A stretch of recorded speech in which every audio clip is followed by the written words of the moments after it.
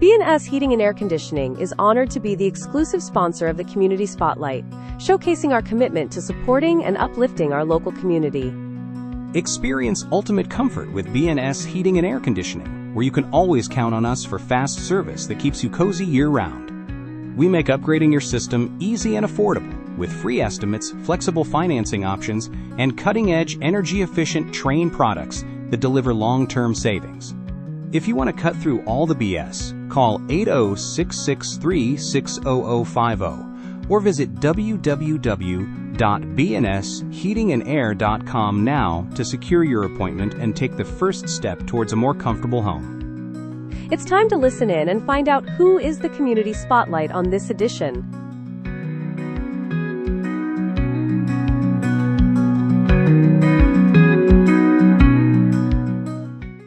Hey everybody, welcome to another edition of the Terry County Spotlight, which is of course sponsored by B&S Heating and Air Conditioning. They do a lot of work for us here in our community, and again, they're the proud sponsor for this show, and we're so grateful to them. Today we have no other than Matt Valdonado, or Matthew Valdonado, or is it Sergeant Lieutenant? Lieutenant Valdonado. Okay, all right. So wanted to make sure. Yeah. I've never had him in the rearview mirror. I hope to never have him in the rearview mirror. So anyway, but it's glad to have you with us today, brother. Thank you for inviting me over. Absolutely. So obviously, we know that you're from Brownfield. Yep. You graduated high school here. What year did you graduate from? I graduated in 2003.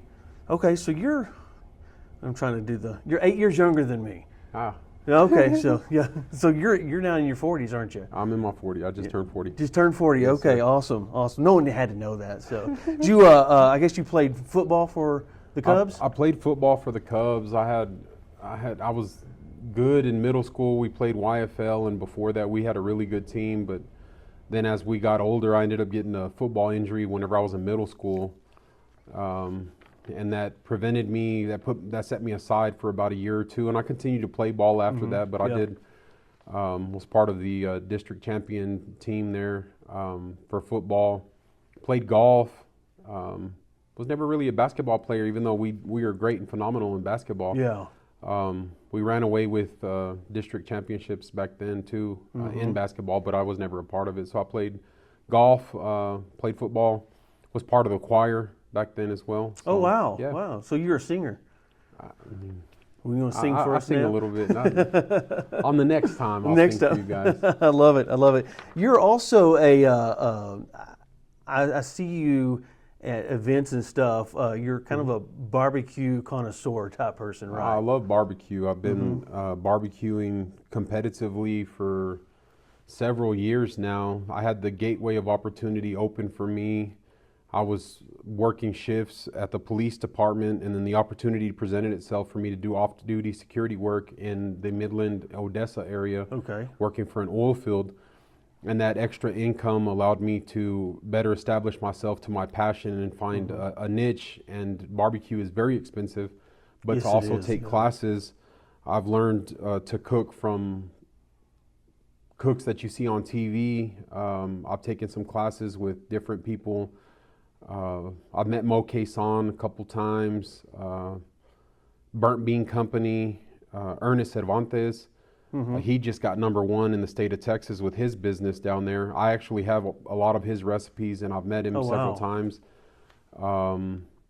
Anybody and everybody that you think that you have seen on TV, I've probably met those guys and probably taken their cooking classes. I have their recipes down to the spices and everything. Oh, wow. Just competing, using those same techniques, but it's an evolving world. It's an evolving world, but also the flavor profile changes from North Texas to South Texas to all over the East Coast and the West Coast. One of my favorite ones, and one of the ones that has been turned on fire, he just recently wrote a cookbook. That was Arnie Segovia. Okay. Took his cooking class as well. I mean, I've taken probably about 5 to 6 cooking classes with some of the top barbecue pitmasters in the state of Texas. Wow. Met them personally and a lot of others just along the way.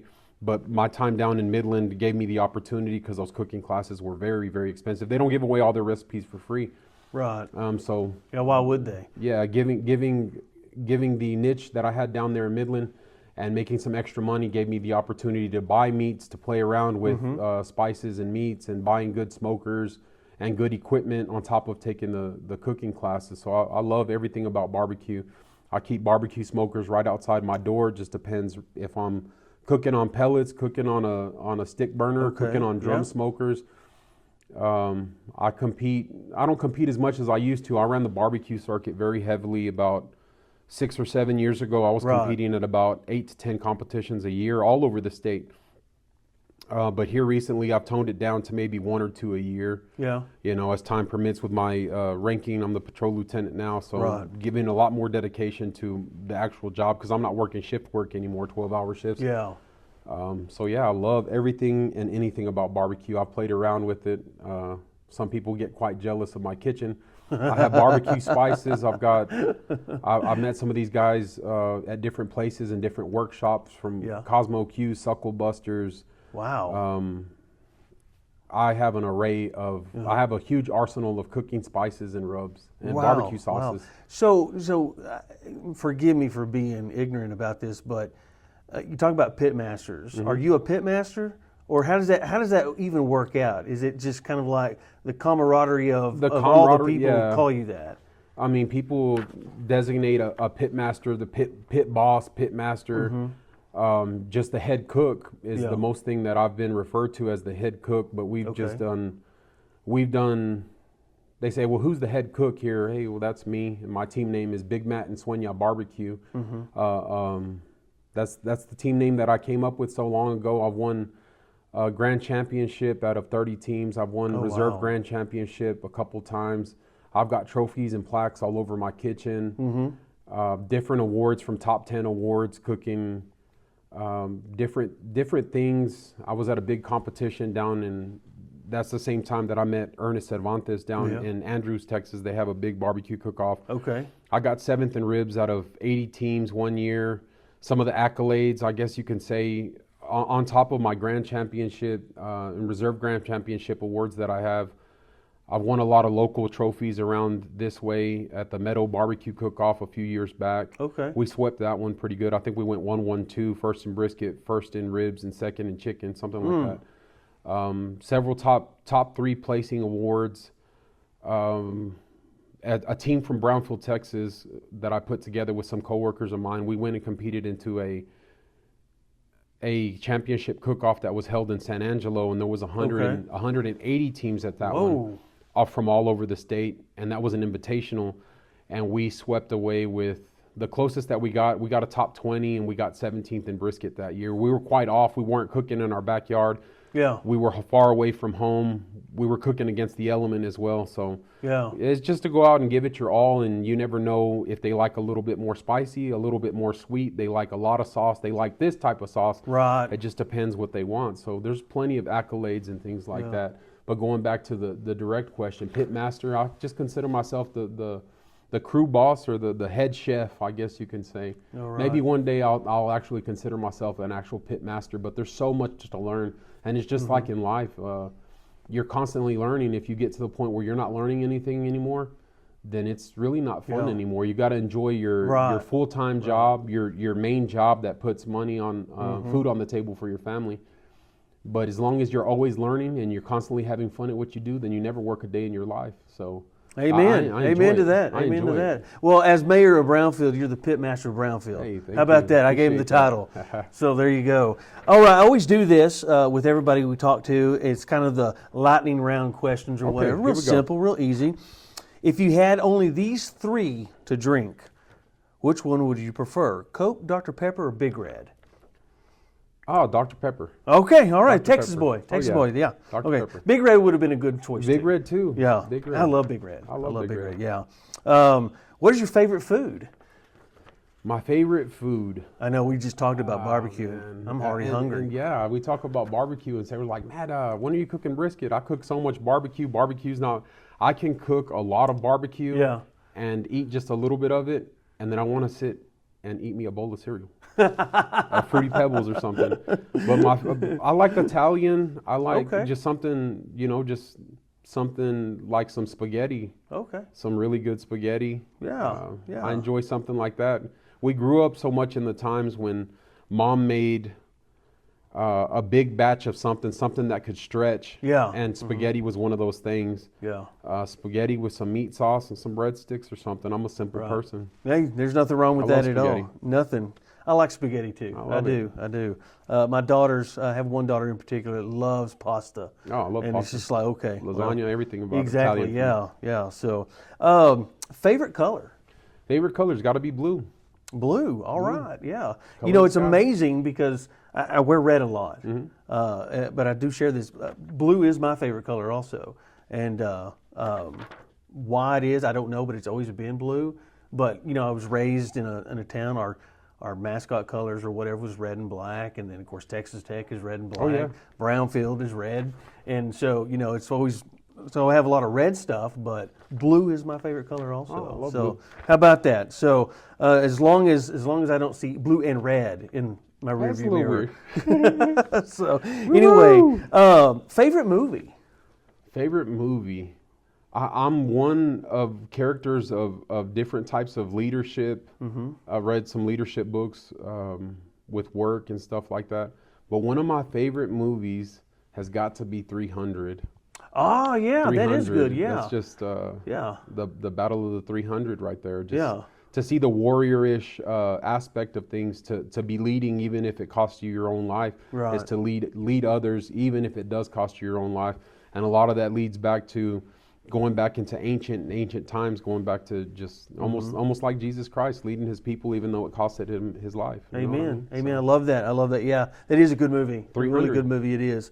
I like it. I like Braveheart. You Yeah, know, Braveheart, any yeah, of those yeah. those movies like that. I grew up watching a lot of westerns. Yeah.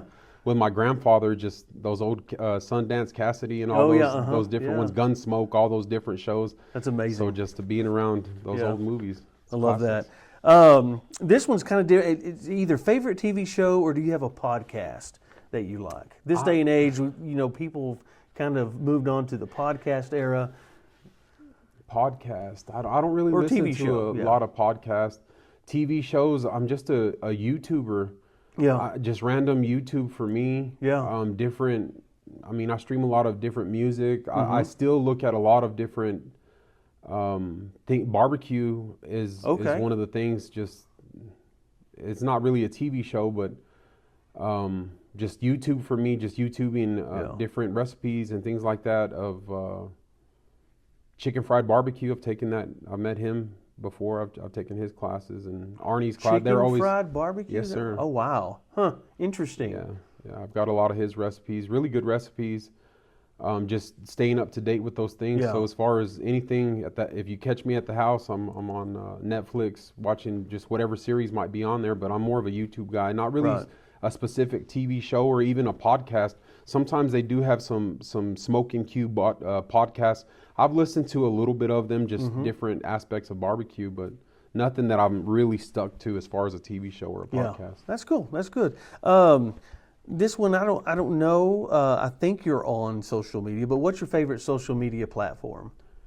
Well, you know, I'm on Instagram and Snapchat.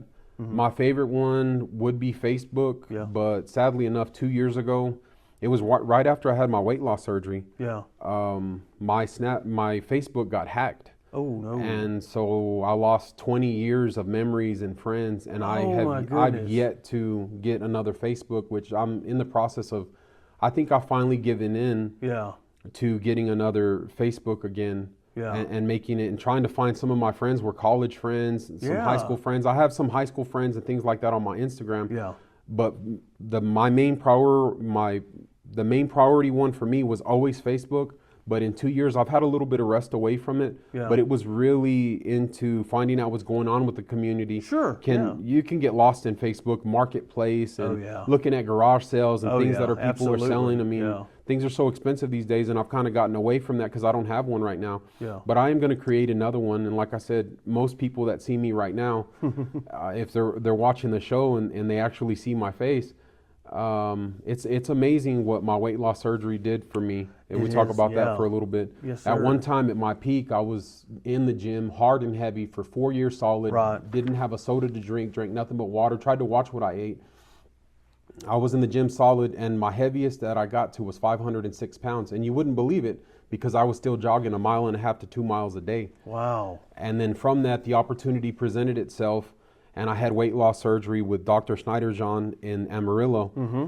And after I did all my prerequisites, I ended up dropping about I lost 220 pounds fairly quickly. Wow. So I've lost a person and then some, and I haven't jumped on a scale since then. Yeah. But I think I've lost closer to 240 pounds, and I think I've plateaued out. Yeah. But people see me right now, and they have to take a second look because the last time they remembered me was on my Facebook. Right. And I look totally different. I'm literally half the man that I used to be. Yeah. Well, I want to say congratulations on that. You know, that's not It was a blessing. It's not an easy feat because No. you know a lot of people. And this is Eric Horton's opinion, but a lot of people will, you know, scorn you for doing that. Oh, and yeah. you're like, this is an opportunity to be healthier. Right. And one way to do that is to have the surgery. And so I'm an advocate for that. So And the opportunity presented itself. The city at that time had a supplemental insurance, and I had some money saved up from working in the oil field at my off-duty job. I had that waiting for a rainy day, and the opportunity presented itself, so I was able to afford to have the procedure done.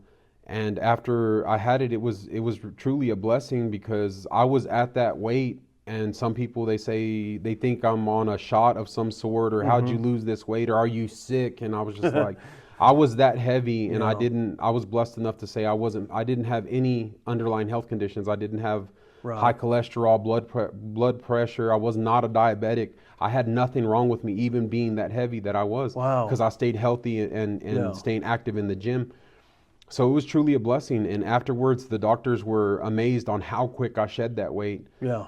The fast and how rapid I shed it and how it stayed off. Yeah. So it's been a blessing. It's great. truly a blessing. That's great.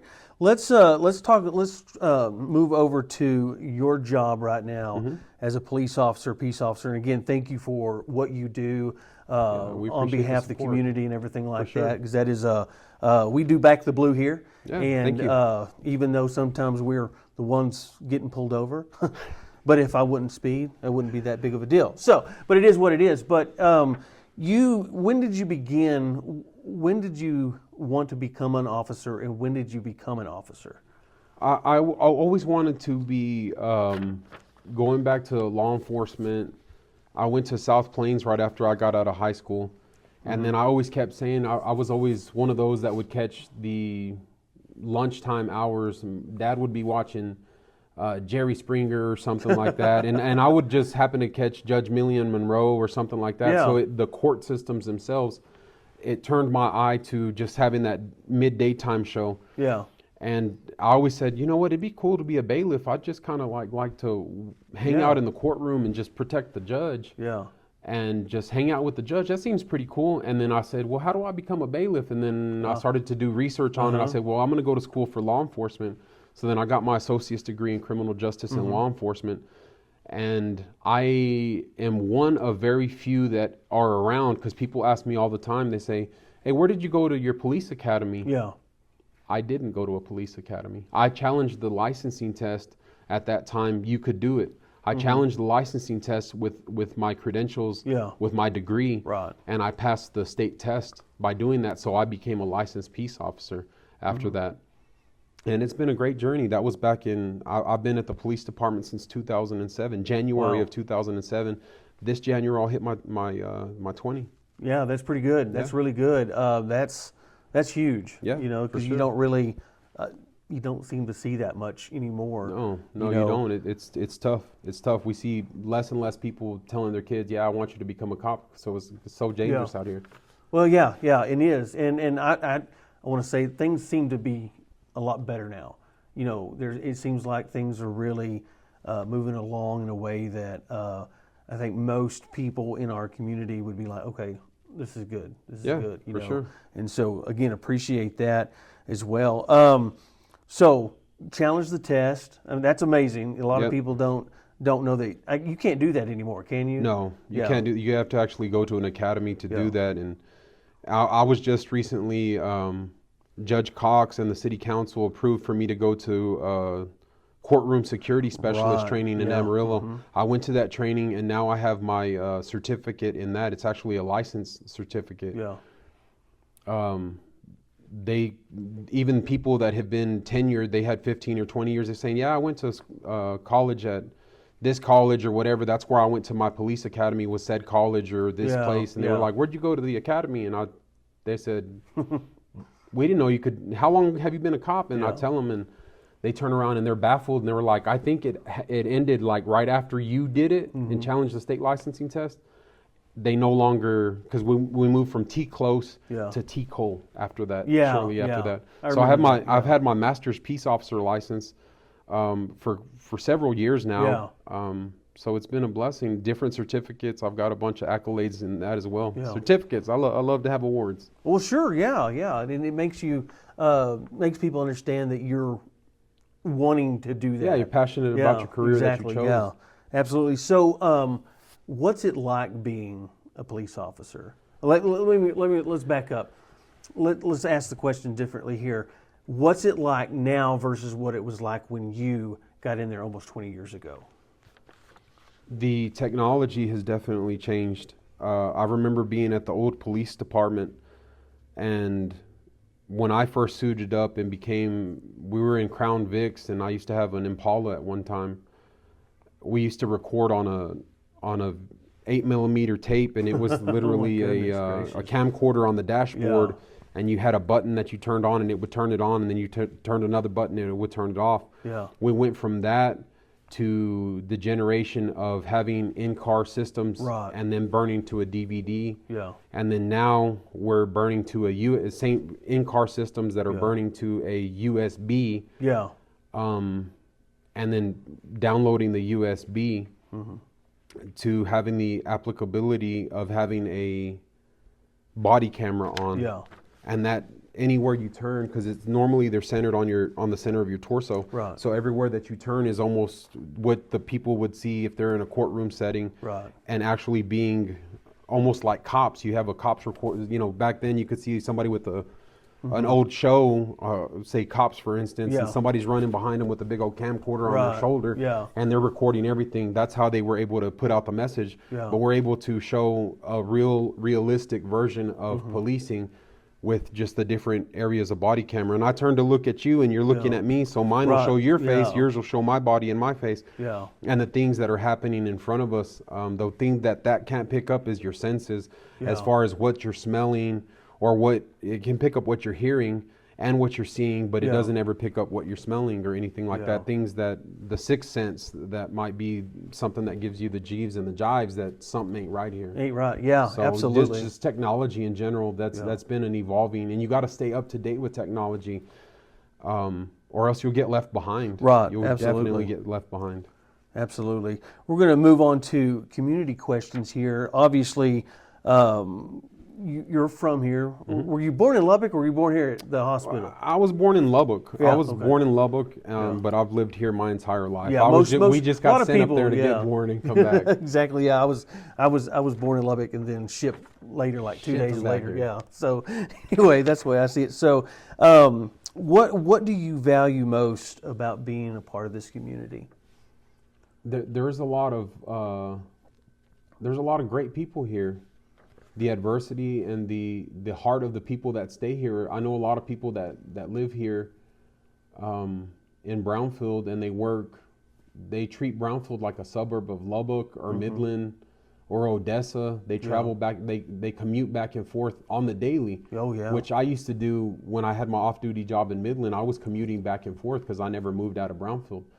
But the adverse conditions being out here, and at the society, we just make it work, and it's a really happy-go-lucky community. We're just a little bit bigger than the other little towns that are in Terry County. Yeah. But the adversity of the people, they're amazing. They are amazing. I'm a part of it. I'm amazing. Yeah, you are. You're amazing. What has been your favorite memory or experience here in Brownfield and Terry County? Favorite memory or experience has to go just with any time that I have the opportunity to be around the kids. In general, that's a great day to see with what we're doing with my career on my side, Yeah. to seeing what we do it for. We do it for a better tomorrow. We do it for a better city of Brownfield. We do it for a better state of Texas. We do it for a better United States of America. Yeah. These kids are the future of everything that we're setting to build on. And anytime that we have the opportunity to interact with those children, hopefully they grow up and they make the world a better place. Yeah. And just any of the interactions that we have with the children, I really enjoy those. Just favorite memories just with kids in general, different events that we do with the kids, from pop-ups Yeah. at the library, Right. reading to the kids, having them over at the police department, watching movies with them.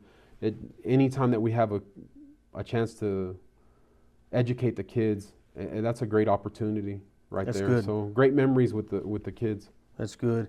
How do you think our community, again, you've been here all your life, and so this is a really good question for someone who's been here all their life. I think it would be. But how do you think our community can grow or evolve for the future? Well, we just passed the retail. Yeah, the economic development. Yeah, I we're think type that's B. that's the type B. I think that that's a stepping stone. That's a plus. We're moving in the right direction to Yeah. get more retail businesses here. But you got to support those businesses that are here. Yeah. We can all go elsewhere and buy our groceries at a cheaper price, but you got to realize that it's going to cost you gas money and your time, and what's Yeah. that worth to you? Yeah. I spend a lot of money at United when talking about meat and barbecue. Right. I spend a lot of money at United for different events that I'm catering. So just the growth, that's the first stepping stone. If we can get more people drawn to this community, Right. maybe something that brings more jobs back to the community, Yeah. maybe some growth and people that are going to stay here. I hate the fact to think sometimes that people come here to work, but it's more of a stepping stone town for a lot of people. And I think that if we can focus on getting those people here and having them build their roots here, Right. they'll actually stay here and make the community a better place. Absolutely. I love that. Obviously, again, you have experienced all kinds of events throughout our community. What is in particular, what is your favorite event every year? My favorite event every year, it's got to be the Harvest Festival. Yeah. I have great memories from winning barbecue competitions and having the opportunity. It's happy memories, but it's kind of saddening memories for me, and this is the reason why. Is because several years ago when I had the opportunity to learn barbecue and started winning a bunch of championships and awards all over the state, I brought that style back to Brownfield, and I was able to have my booth at the Harvest Festival and share my passion and my love for barbecue with the community. Ever since I promoted higher into patrol, I'm the main coordinator for the parade and the security at the Harvest Festival. So I'm tied up with that bubble that I'm not able to be there when the inspector comes by and checks the food and make sure everything to pass the inspection. And it's such a huge operation for Harvest Festival. You have to have a lot of hands, assisting hands. But I still get a lot of private events and stuff like that. But my favorite event of the entire season and year, for me, it's got to be the Harvest Festival. I mean, what graduating classes sometimes don't have their reunions from the 70s, 80s, 90s. Say, if you haven't seen your classmates in a really long time, come over to the Harvest Festival. You'll probably catch a few of them that come back into town just for Harvest Festival because they know the same concept, the same thinking. I haven't seen Eric Horton in so long. You know what? I bet you he's going to be at Harvest Festival. And lo and behold, they come and they show up. Man, I haven't seen you in 20 years. That's where you happen to meet people again, see them again. It is good. It is good. That's my favorite. Community bonding. That's a great opportunity for community bonding. Love throwing candy during the parade and then getting down there and visiting with people, standing in line for good food. Yeah, we share these memories with our kids that were shared with us, and it's just an evolving. It's like just a huge reunion of many sorts. Absolutely, and this is and hopefully this doesn't catch you off guard, but it is a question that we like to ask people. What has been the best piece of advice has ever been given to you? That's a tough one. It's a tough one. Yeah. There's just simplicity to the answer. When old people talk, close your mouth and listen. Yeah. When old people talk, they didn't get to their age of being old by not knowing how to protect themselves. Right. And doing things right and proper, especially those that have all their fingers, eyes, and toes and ears. Yeah. They did something right. Listen to the advice of the older people, the older generation, the OGs. Listen to them. When an old person talks, listen to them. Absolutely. So that was it. You know, you'd have my grandfather is 88 years old. He's still alive and he still gives me advice all the time. Yeah. But I always remember the different times when I'd meet his friends or associates or whatever. When the old people talk, listen and don't talk yourself, but just adhere. Your mind is a sponge. Take all that in. And a lot of the adversity of the times these days too, sometimes the younger people can give great advice because they're really book smart, and the Generation Z is definitely a unique monster in itself. Yeah. But I can't tell you honestly that I haven't gotten great advice from some people that are a lot younger than me, probably about as even, but I like to think that the one that weighs the best is the older people's advice. Yeah. So when the old wisdom. The wisdom. Yeah. The wisdom. That's good. That's and good. Your mind is a sponge, and you got to always take in. And then also practice charity with that knowledge that you get, the advice that you get, practicing charity and giving that same advice and repeating that to others. That's good. I like that because that is, you don't want to keep it to yourself. No, yeah, it goes nowhere. Yeah, it goes nowhere. There's no sharing there, and you can only be greedy so much, and just sharing things, the wisdom that was given to you and the advice that was given to you. You got to share it with others, or it does nothing. Yeah. So love it. Matt, thank you so much for I being on the show with us today. And, yes, sir. And again, everybody, this is Terry County Community Spotlight. Of course, it's sponsored by B&S Heating and Air Conditioning. Go see those guys. I've done a lot of business with them. Yeah, they're good. They're great. Love They're them. fast. And they're community minded too. So that's been something that we really enjoy about them. So y'all have a great day and God bless. God bless.